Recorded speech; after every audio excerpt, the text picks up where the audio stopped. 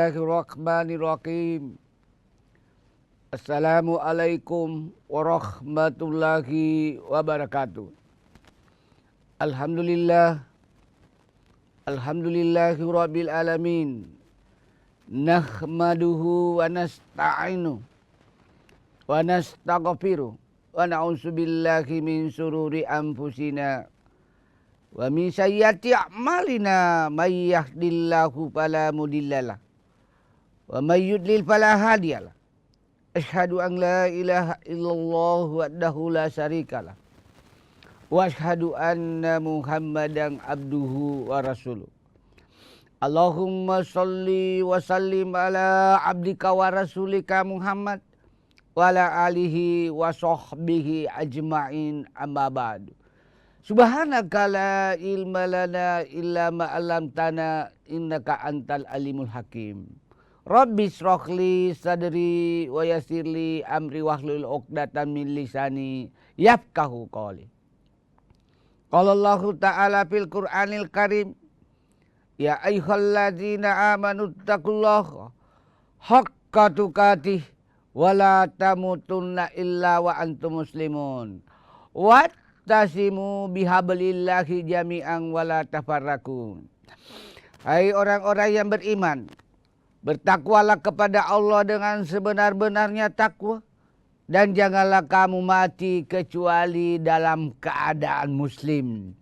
Dan berpegang teguhlah kepada tali persaudaraan Allah, dan jangan bercerai-berai. Quran surah Ali Imran ayat 102 sampai ayat 103.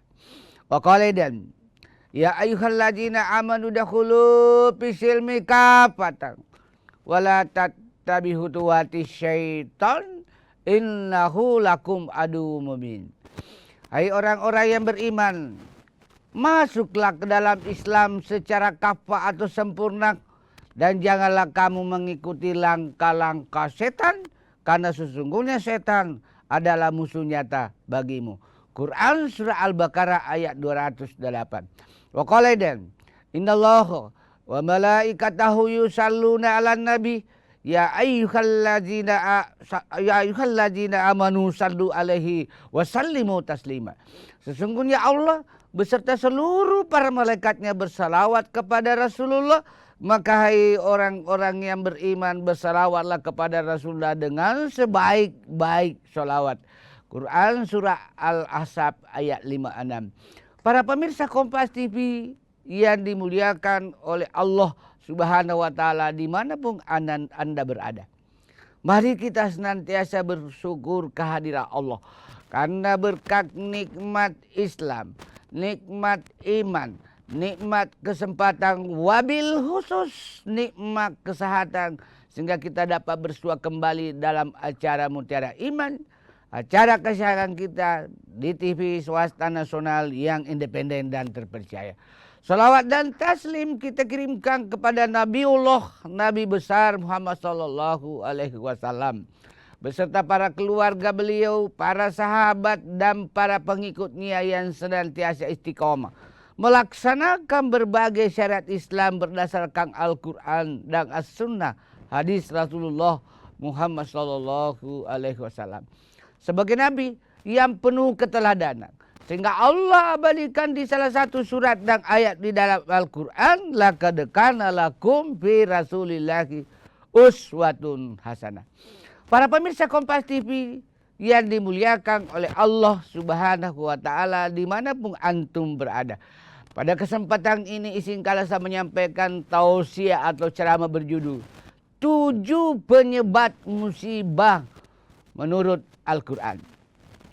Apa ketujuh penyebab musibah menurut Al-Quran? Yang pertama, di Quran surah Yasin ayat 19. Di situ Allah berfirman, malapetaka, musibah, bencana yang menimpa kalian karena terlalu banyaknya maksiat di permukaan bumi. Jelas sekali di surah Yasin ayat 19 itu. Malapetaka, bencana, musibah yang menimpa kalian itu karena terlalu banyaknya maksiat di permukaan bumi. Kita melihat sekarang ini maksiat merajalela di mana-mana. Baik dalam bentuk maksiat penyimpangan jabatan, tugas, wewenang, dan fungsi sebagai aparatur sipil negara, sebagai pejabat negara. Baik maksiat dalam bentuk manipulasi atau perubahan peraturan yang menguntungkan sekelompok orang atau partai tertentu. Baik apalagi maksiat dalam bentuk seks bebas atau persinahan yang marak dewasa ini sebagai akibat hilangnya atau terkikisnya budaya malu di sebagian saudara kita. Para pemirsa Kompas TV yang dimuliakan oleh Allah Subhanahu wa Ta'ala. Kita lanjutkan setelah yang satu ini.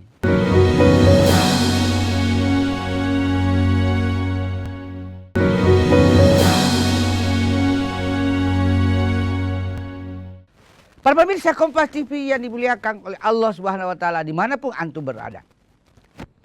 Penyebab yang kedua itu tersurat di surat Al-Qasas ayat 59. Apa bunyinya di situ?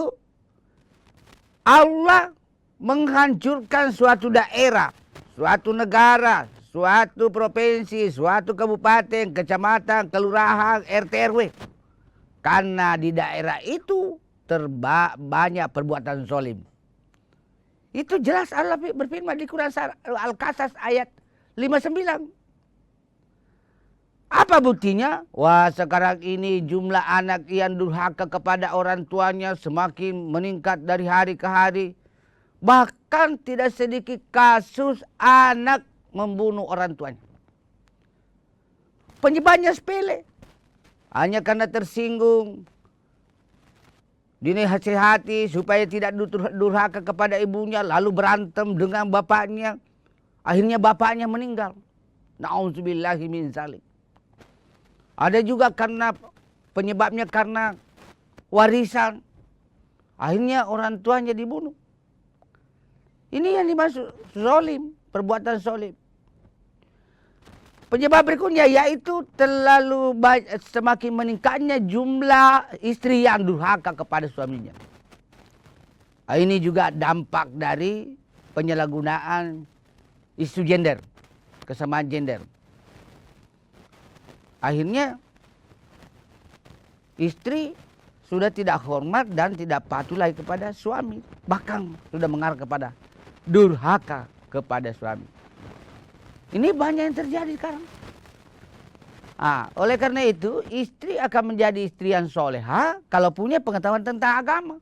Karena istri yang durhaka kepada suaminya, tidak patuh kepada suaminya, jangankan masuk surga, baunya surga saja tidak bisa dia cium. Penyebab ketiga, terjadinya musibah kata Al-Quran, itu Allah berfirman di Quran surah Ar-Rum ayat 41. Kerusakan yang terjadi di laut, di daratan, di hutan, di mana saja di permukaan bumi, itu karena ulah tangan-tangan manusia. Jadi bukan karena kesalahan bumi, kehendak Allah, tapi karena ulah tangan-tangan manusia. Seperti penggunaan pukat harimau yang tidak bijak menyebabkan bibit-bibit ikan yang masih kecil juga ikut dipukat harimau itu. Akhirnya perkembangbiakan ikan di laut semakin menurun juga dari hari ke hari. Beda dengan dulu. Di era 70-an, 80-an, laut kita masih steril, masih banyak stok ikannya, dan tidak ada pencurian ikan dilakukan oleh negara lain. Karena pengawasan laut kita, waskat, pengawasan melekat waktu itu. Jadi kerusakan juga di darat, terjadi kayak kebakaran hutan di Sumatera, di Kalimantan, juga karena ulah tangan-tangan manusia. Jelas firman Allah di Quran surah Ar-Rum 41. Kita dengarkan, kita lihat itu lagunya. Lagunya itu ke-10 itu, Kolam Susu. Tidak berlaku lagi sekarang. Dulu Indonesia kita dianggap sebagai surga. Lagunya ke-10. Kolam Susu sekarang tidak berlaku lagi. Itu hanya berlaku di tahun 70-an, 80-an, 90-an. Bukan lautan, hanya kolam susu. Kail dan jala cukup menghidupimu. Kail saja dan jala yang sederhana sudah bisa sejahtera dulu para nelayan. Sekarang apa nelayan? Susah menangkap ikan karena ada orang-orang tertentu sudah menggunakan puka harimau atau lebih dari dasar daripada puka harimau. Nah, itu dulu. Tiada badai, tiada topang ku temui. Nah, sekarang hampir setiap waktu ada, hampir setiap saat ada badai, ada topang, banjir bandang, gunung Merapi mengamuk. Likuifaksi tanah bergerak, tanah longsor. Tiada badai dan topang ku temui. Ikan dah udah menghampiri dirimu. Bayangkan saking banyaknya dulu ikan di laut, sungai, ikan-ikan itu menghampiri nelayan. Sekarang tidak terjadi lagi itu. Semua terjadi perubahan akibat penyalahgunaan wewenang dan fungsi para pengguna laut dan hutan serta berbagai aset-aset di daratan. Penyebab keempat, munculnya musibah di permukaan bumi kata Al-Quran, yaitu di surah Al-Anfal ayat 25. Allah berfirman, diamnya para orang soleh melihat kemaksiatan di permukaan bumi menjadi pemicu munculnya musibah. Kita melihat sekarang ini sistem pesta di hotel, standing party. Makan berdiri orang. Bayangkan kalau ustaz datang, diundang ke hotel, baru tidak ada tempat duduk, makan berdiri. Akhirnya kita tidak melaksanakan sunnah. Karena sunnah Rasulullah itu minum dan makan dalam keadaan duduk. Karena makan dan minum itu berdiri, itu adalah perilaku setan. Dan sekarang ini orang tidak punya malu, tidak punya budaya malu, ditayangkan di slide lebar di hotel-hotel ketika resepsi pernikahan. Ketika berpelukan anaknya di pinggir pantai, di Malino, di Bantimuru, di Panglos, dan tempat-tempat rekreasi lainnya. Padahal yang mengundang itu ulama. Bahkan ada profesor, doktor, Ki Haji dan sebagainya. Tapi diamnya ulama atau orang soleh terhadap kemaksiatan di permukaan bumi memicu musibah. Allah jelaskan di surah Al-Anfal ayat 25. Penyebab kelima terjadinya musibah di permukaan bumi, yaitu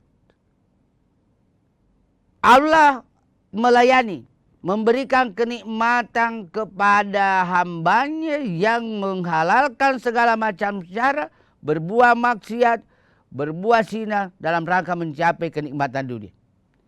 Tapi harus diingat, di akhirat nanti menjadi hina dina, menjadi bahan bakar api neraka, kekal di dalamnya. Kita lanjutkan setelah yang satu ini.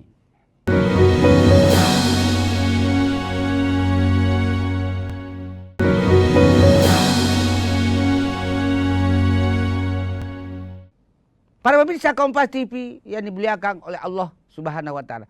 Jadi jangan heran di masyarakat ada orang berbuat maksiat, tidak sholat, malahan sebagai mucikari atau melakukan perbuatan-perbuatan maksiat.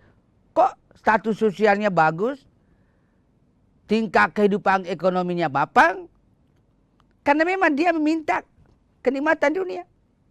Allah berikan, itu sesuai dengan firman Allah di surat Hud ayat 15 sampai 16. Tapi ingat di hari kemudian nanti, hina dina, menjadi bahan bakar api neraka dan kekal di dalam neraka. Dunia ini hanya transit, tapi kalau sudah di neraka itu sudah abadi. Tidak ada lagi transitan di akhirat nanti. Penyebab keenam terjadinya musibah kata Al-Quran, Itu tersurat di Al-Baqarah, surah Al-Baqarah ayat 155 sampai 157. Wala nabluwannakum bisyai'im minal khawf wal juk wa naqsim minal amwali wal anfusi was samarat wa basyiris sabirin allazina iza asabathum musibah qalu inna lillahi wa inna ilaihi raji'un. Musibah itu terjadi karena memang Allah pasti akan kuuji kamu dengan sedikit kelaparan, kekurangan buah-buahan, kekurangan harta, kekurangan jiwa. Wabasyiris sabirin allazina isa asabahum musibah qalu inna lillahi wa inna ilaihi raji'un. Gembirakan orang yang bersabar. Siapa itu yang orang bersabar perlu digembirakan? Yaitu orang yang ketika diuji Allah kelaparan, kekurangan buah-buahan, kekurangan harta, kekurangan jiwa. Kekurangan jiwa yang dimasukkan di sini adalah meninggal salah satu anggota keluarga atau serentak satu keluarga misalnya meninggal karena musibah. Memang Allah uji. Makanya gembirakan orang yang sabar. Yaitu orang yang bersabar ketika di musibah. Para pemirsa Kompas TV yang dimuliakan oleh Allah Subhanahu wa Ta'ala dimanapun antum berada. Sifat musibah itu ada 3. Nah, kalau musibah itu jatuh kepada orang beriman, namanya ujian. Karena ingin dinaikkan kelasnya oleh Allah Subhanahu wa Ta'ala.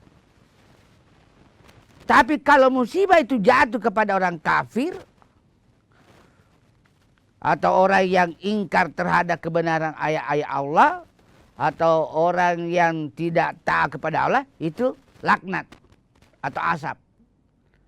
Tapi kalau musibah itu jatuh kepada orang yang sholat dan sholat juga, tapi terkadang juga judi online yang lagi marak sekarang ini dan sudah banyak menelan korban, Allah sifatnya musibah itu teguran.